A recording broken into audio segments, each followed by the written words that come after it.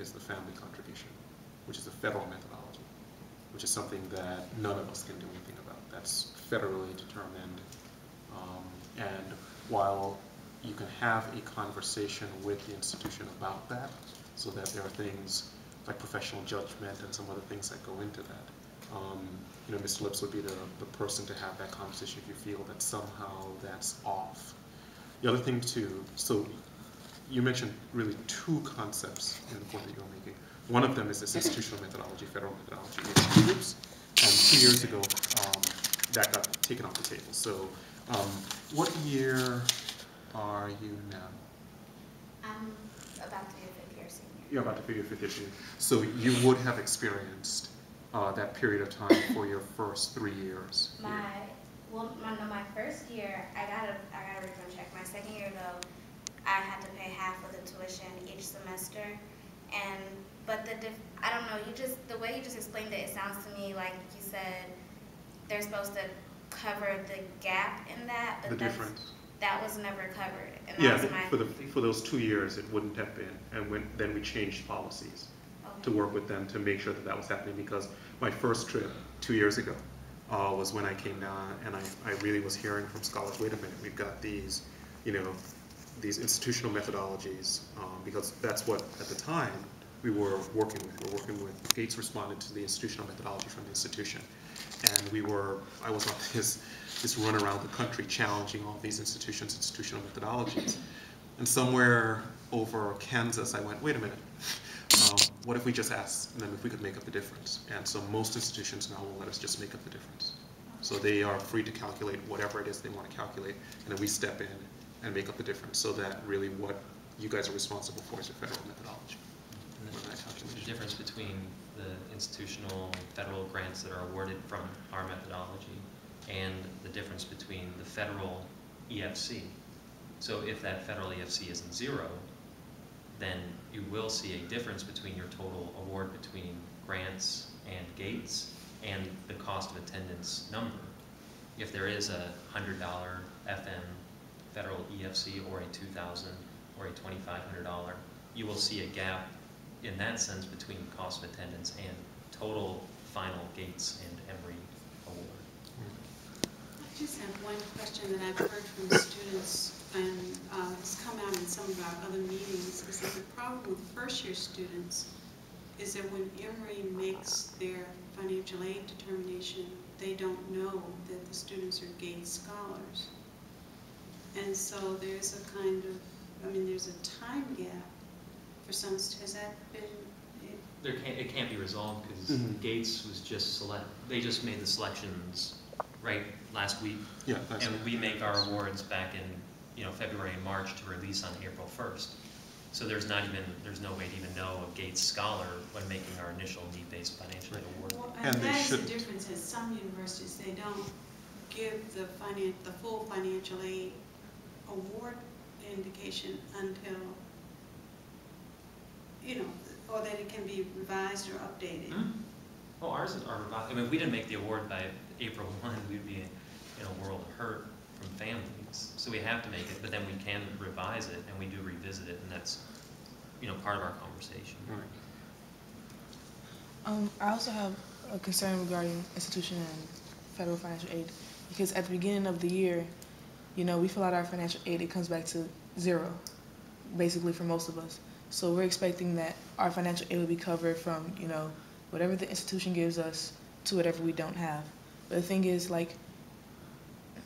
they're saying that they can edit our, FAFSA to, Verification is what you're talking about. Yes, verification. And so when that verification happens and they say, well, we're going to increase your EFC, when do the students get notified of that? When do we make preparations to say that, our EFC has changed, so we're going to end up owing this one. This is how we're going to pay for it. We never get that notification to say that this is what you now owe. It just happens, and then you're like second semester, you're like, I owe $1,000. Where's it's going to come from? And in addition to my personal expenses to travel, to things that I thought were going to be covered. That is something that we talked about today. Important thing for all of you to know: verification isn't an Emory-driven process. That's by the federal government. So institutions can do one of two things. They can either spot check or they can do everybody. And Emory does everybody. And that's a federal mandate in order for them to even participate in giving you guys federal financial aid. So that is totally out of their hands. So it's not a choice that they have, first. Second, that activity is auditable.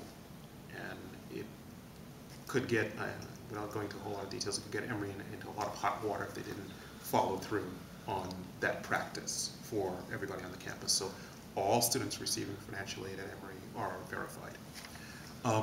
What happens in verification?